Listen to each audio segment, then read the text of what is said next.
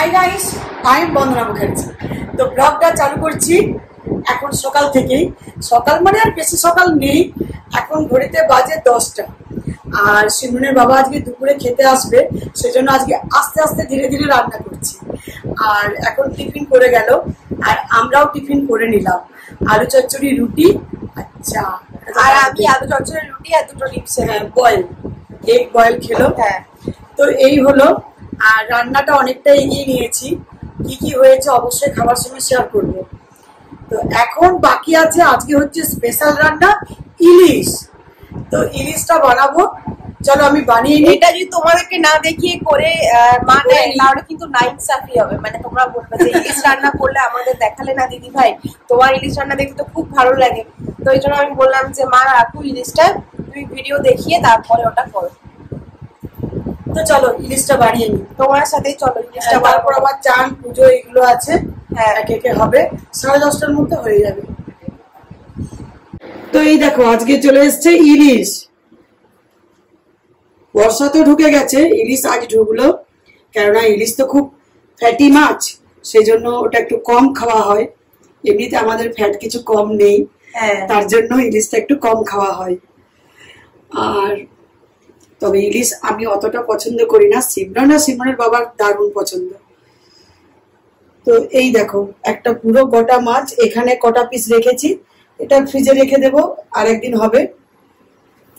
এটা ভাবছি একটু বেগুন টেগুন দিয়ে ঝোল বানাবো, আমার ভালো লাগে, কিন্তু সিমরন ঝোল পছন্দ করে না। এটা ভাপা বানাবো।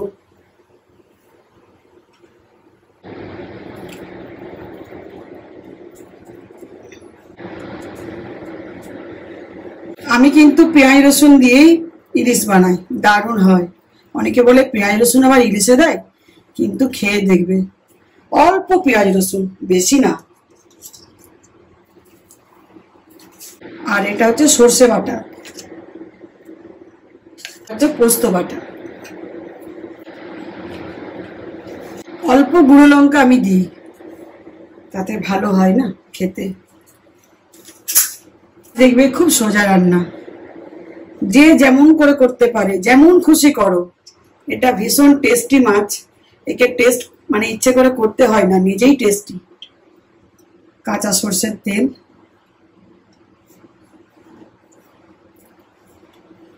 এটা ভালো করে মাখিয়ে 5 মিনিট রেখে জল দিয়ে দেবো।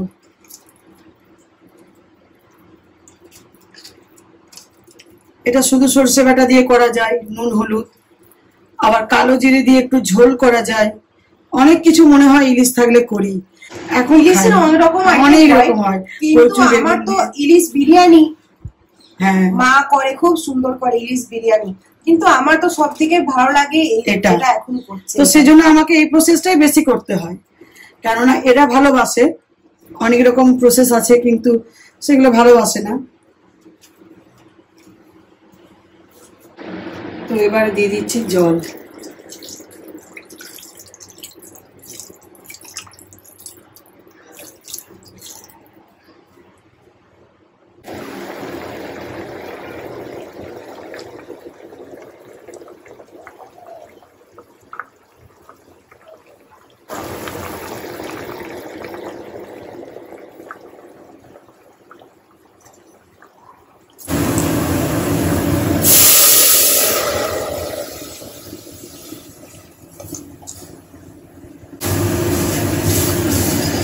এটা সাদলালাম মুসুর ডাল, এটা দারুণ করে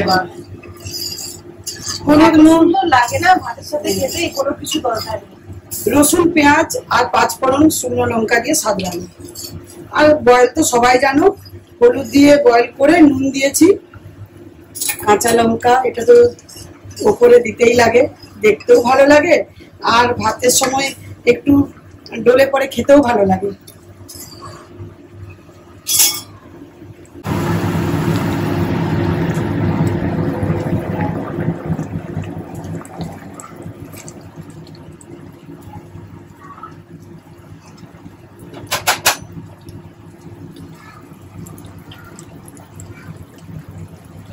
তো এখানে রান্নাটা কমপ্লিট হয়ে গেছে, এরপর লাস্টে সর্ষের তেল দেবে, অল্প দিই, বেশি না।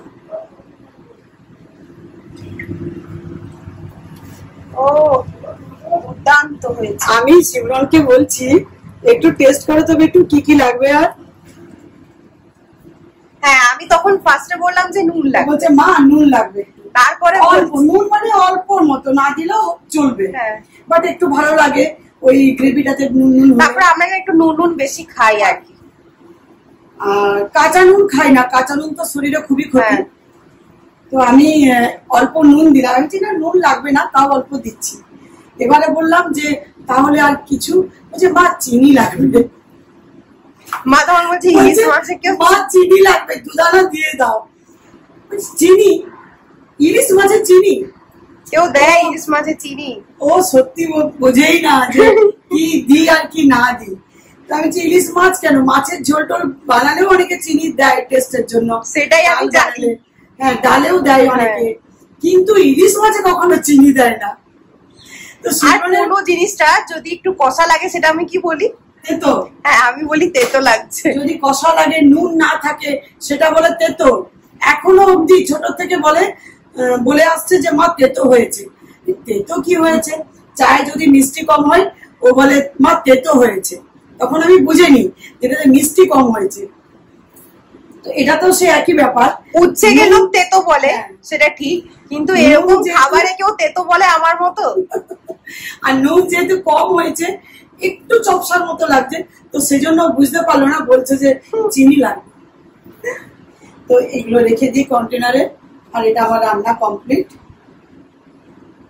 তো অনেকদিন আগে তোমাদের আমি একটা কথা বলেছিলাম, তোমাদের মনে আছে কিনা জানি না, আমি যে আমি একটা নতুন জিনিস শিখছি।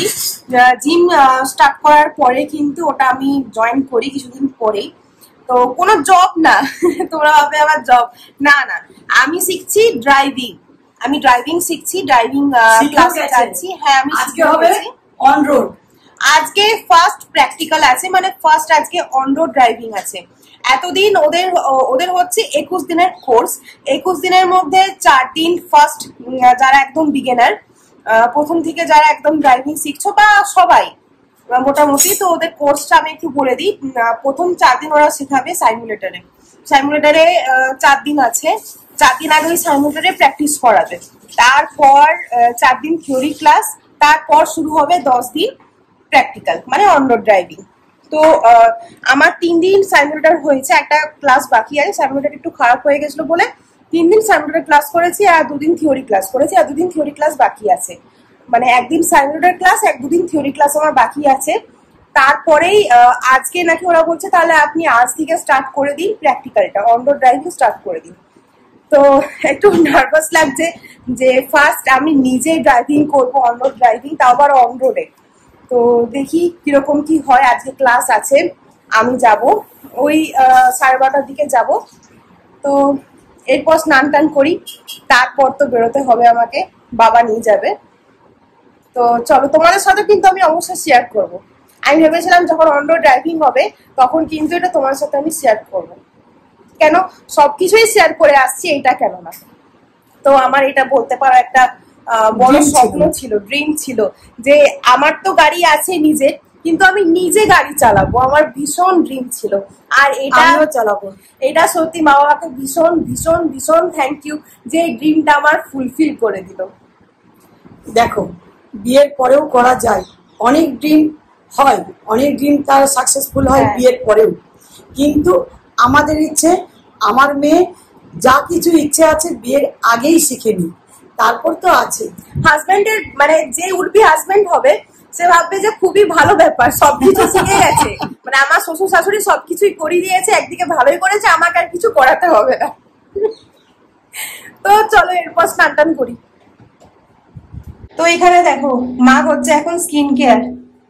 তো নিজেকে তো প্যাম্পার্স করতেই হবে। হ্যাঁ, আর এটা বললেও ভুল হবে, সিমরন আমাকে বহুত প্যাম্পার করে, তো এই জন্য যতটা মা করে আমাদের ততটা তো কিছুই পারি না করতে, কাজই তো করি না আমি, না চুপচাপ বসেই থাকি। তা সত্যি কথা, যেটা সত্যি সত্যি বলতে সত্যির কষ্ট নেই, সবকিছু মাই করে। বসে থাকলেও যেগুলো সংসারে চাই, এই যে মা তুমি এখন যা একটু আজকে স্ক্রাব করে নাও, মা আজকে তুমি আমার সাথে কি যেতে পারবে না, তাহলে তোমার পুজো আছে, এতটাই বুঝে আজকে বাবা যাবে, বা কোনো জায়গা যেতে হলে। আর ও জানে মা একটু করে, মা বেশি ঘরই ভালোবাসে। আসলে ঘরে অনেক কাজও থাকে। আর তোমরা সবাই বলেছো যে আন্টি স্কিন এত গ্লো করে, এত সুন্দর স্কিন, কি ইউজ করে।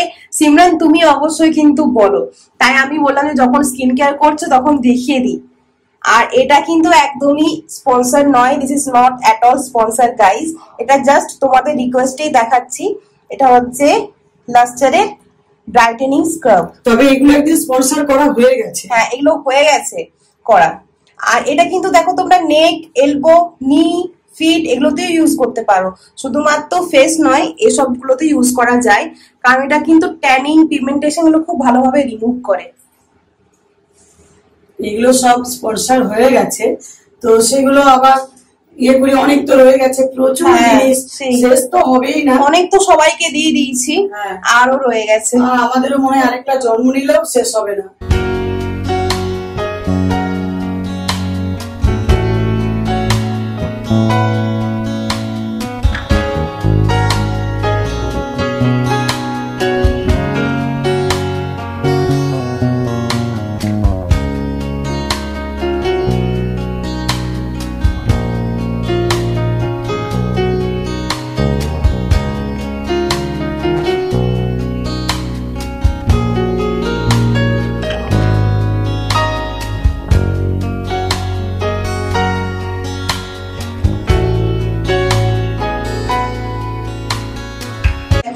এখানে পুরো হাতে মুখে পুরো নিয়ে নিয়েছে, কমপ্লিট। এবার এটা আমি 5 মিনিট রেখে একটু ম্যাসাজ করে তারপর স্নানটা করে আসছি।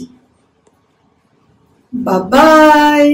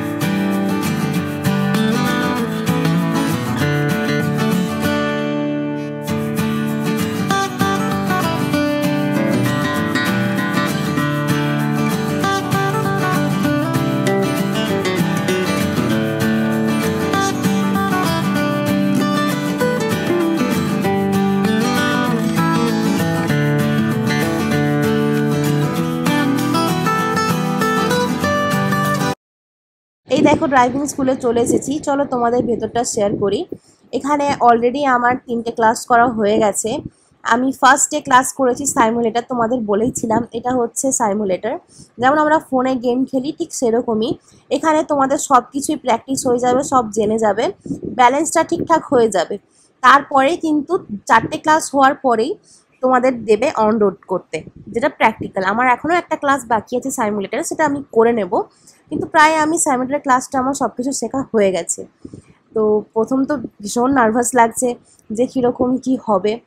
আর আমি তো ভাবতাম যদি কেউ সাইকেল, স্কুটি এগুলো না জানে সে কিন্তু 4 হুইলার চালাতে পারবে না। নো, আই ওয়াজ টোটালি রং।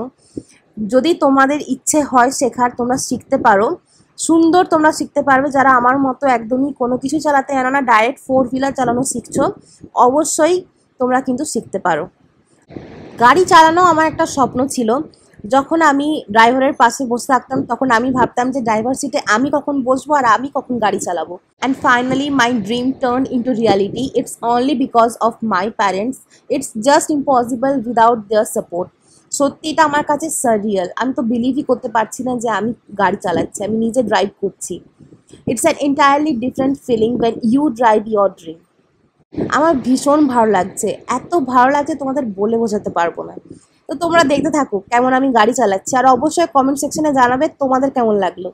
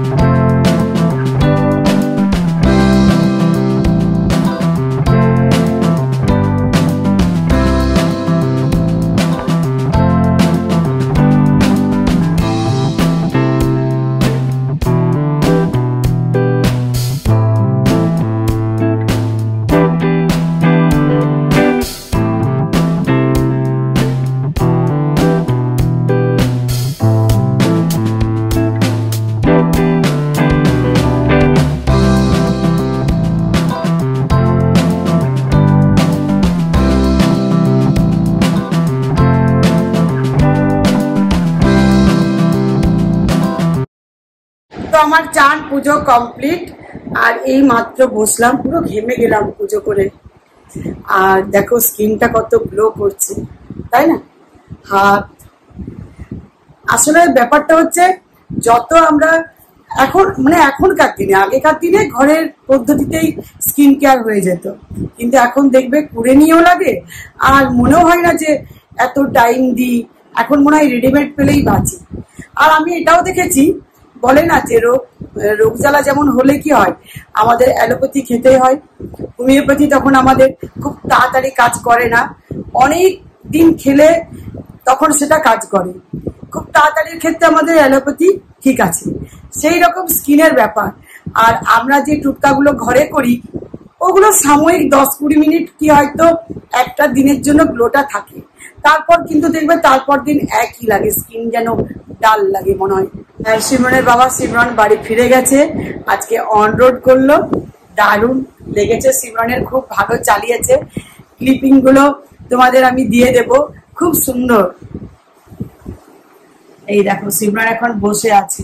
হ্যাঁ, একটু ফ্রেশ হলাম, এসে অনেক মানে ঘেমে গিয়েছিলাম, তো আবার ড্রেস ছেড়ে আবার একটু ফ্রেশ হলাম, আগে পায়ে জল নিলাম, স্নান টান করে গিয়েছিলাম, আবার একটু ওয়াশ করে ফ্রেশ হলো। ঘাম দেয় তো, হ্যাঁ প্রচন্ড গরম, ভীষণ নার্ভাস লাগছিল যখন গাড়িতে চললাম, তখন ভীষণ নার্ভাস লাগছে যে আমি চালাবো, কোনোদিন চালাই কিন্তু কিভাবে চালাবো। কিন্তু না, ওই যে আগে যে 3 দিন ক্লাস করেছিলাম সাইকেলে, ওটা তো অনেকটা আমার প্র্যাকটিস হয়ে গেছে, অনেক কিছু ওটাতে শেখা যায়, তো ব্যালেন্সটাও হয়ে গেছে, সুন্দরভাবে হয়ে গেল সবকিছু। তো আজকে এই জন্য ফার্স্ট, আজকে যেহেতু ফার্স্ট ড্রাইভিং, হ্যাঁ অন রোড, তাই আজকে কি হলো, ইলিশ দিয়ে শুরু হলো অন রোড। চলো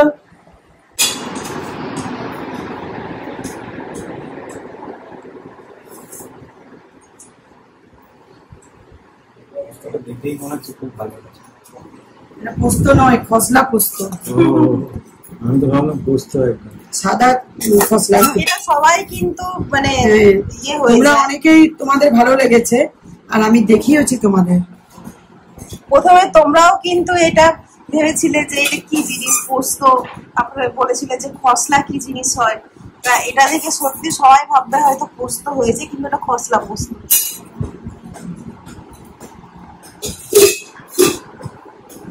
আর কি হয়েছে, মুসুর ডাল, আর এই যে আসছে গরম গরম ইলিশ ভাপা। ইলিশ ভাপা দেখো কি সুন্দর হয়েছে, দেখো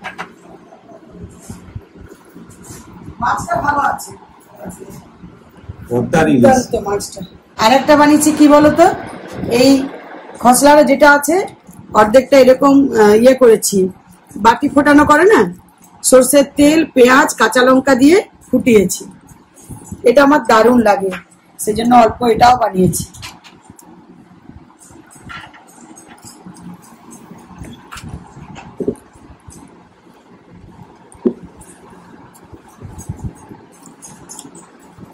চলে এসো আমাদের বাড়িতে ইলিশ ভোজন। তোমরা অবশ্য একজন কমেন্টে দিয়েছো, জানো মা, একজন কমেন্টে দিয়েছে যে আন্টি আপনার বাড়ি কোথায় বলুন, আমি বিরিয়ানি খেতে যাব। অবশ্যই চলে এসো বাঁকুড়া।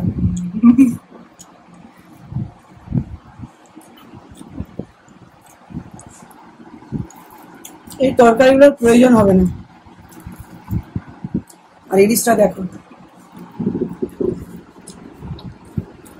সাদা একটা,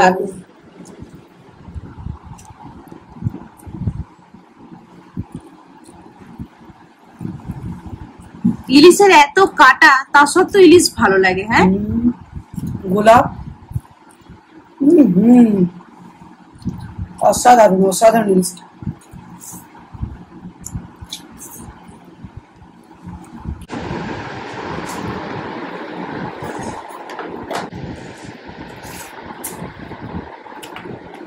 বন্ধনার মতো ইলিশ কেউ বানাতে পারবে না, এমনি বানিয়েছে, শুধু ইলিশটা হলেই তো হবে না, রান্নাটাও জানা চাই। আর আমাদের ইলিশ ভাপার রেসিপিটাও আছে মনে হয় চ্যানেলে দেওয়া, হ্যাঁ আলাদা করে আছে। আগে যখন মা করতো ওই রেসিপি, তখন কিন্তু আলাদা করে দেওয়াও আছে। আর ইলিশ ভাপা মানে আর কোনো তরকারি পড়বে না।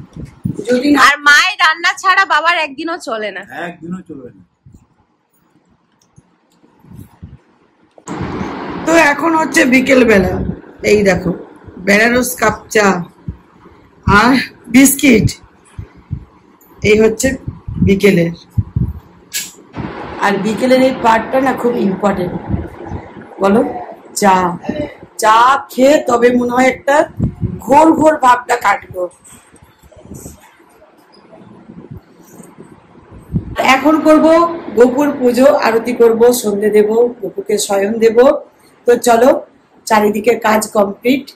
সেই সকালে মনে হয় না সবকিছু শুরু হলো, আর একটু একটু করে যখন রাত্রির দিকে যায়, মানে পুরো এবারে গোটাতে শুরু করি সেই রকম। তার একটু বাকি আছে খাওয়াটা। তো চলো ব্লগটা এখানে এন্ড করছি। 8টা বাজতে যাচ্ছে, এই দেখো 8টা বাজতে 10। ব্লগটা এন্ড করছি। ভালো লাগলে অবশ্যই লাইক কমেন্ট শেয়ার করতে ভুলবে না। যেহেতু আমি শেষ করে দিচ্ছি, প্রত্যেককে গুড নাইট, সুইট ড্রিম। সবাই খুব খুব খুব ভালো থেকো, খুব সুস্থ থেকো, ভালো থেকো। আর আবার আসছি নেক্সট ব্লগ নিয়ে। Bye bye guys.